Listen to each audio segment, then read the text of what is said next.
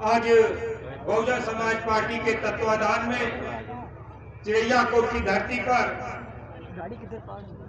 विशाल जनसभा का आयोजन किया गया। इस सभा में कुछ कहने से पूर्व स्वर समाज में जन्मे सभी संतों गुरुओं को नमन करते हुए विशेषकर भारतीय संविधान के निर्माता पूजनीय बाबा साहब भीमराव अम्बेडकर जी,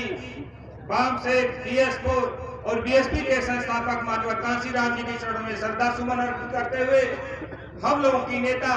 राष्ट्रीय अध्यक्ष बहन कुमारी मायावती जी की लंबी उम्र की कामना के साथ साथ उनके नीतियों में आस्था व्यक्त करते हुए साथ ही इस कार्यक्रम में मुख्य अतिथि के रूप में बैठे हुए ब्राह्मण समाज के शिरोमणि बहुजन समाज पार्टी के राष्ट्रीय महासचिव और बहुजन समाज के साथ साथ स्वर समाज के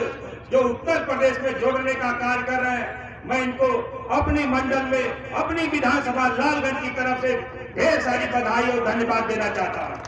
साथ ही इस कार्यक्रम में बैठे हुए आजमगढ़ मंडल के जोन इंचार्ज पूर्व MLC डॉक्टर विजय प्रताप जी, लालगंज की सांसद श्रीमती संगीता झा जी, पूर्व मंत्री नकुल दुबे जी, साथ में बैठे हुए पूर्व सांसद डॉक्टर बलराम साहब, तमाम मंच पर बैठे हुए स्वर समाज के साथ साथ उत्तर प्रदेश BSP के विधान प्रदेश अध्यक्ष माननीय भीमराज भट्ट जी, साथ में यहाँ पर आए हुए नौजवान साथियों,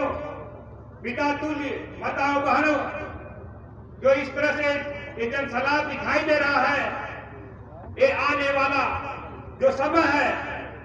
जो केंद्र और प्रदेश की जो सरकार है, इसके नीतियों से सभी लोग त्रस्त हैं। किसान त्रस्त है, नौजवान त्रस्त है,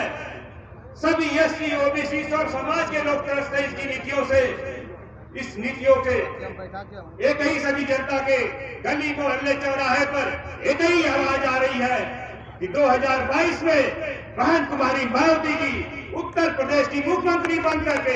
इन बेरोजगारों को अगर स्थायी रोजगार दे सकती है तो बहन कुमारी मायावती दे सकती है। किसानों के साथ जो अत्याचार हो रहा है उस पर कोई न्याय दिला सकता है तो बहन कुमारी मायावती दे सकती है। इसलिए मैं बहुत ही मुख्य अतिथि के बीच में बहुत अवरोधक न बनते हुए मैं अपना पूरा समय मुख्य अतिथि को देते हुए मैं पुनः आए हुए जनता का पुनः स्वागत अभिनंदन करते हुए अपनी बात को विराम देता हूँ। जय भीम, जय भारत, जय स्वर समाज।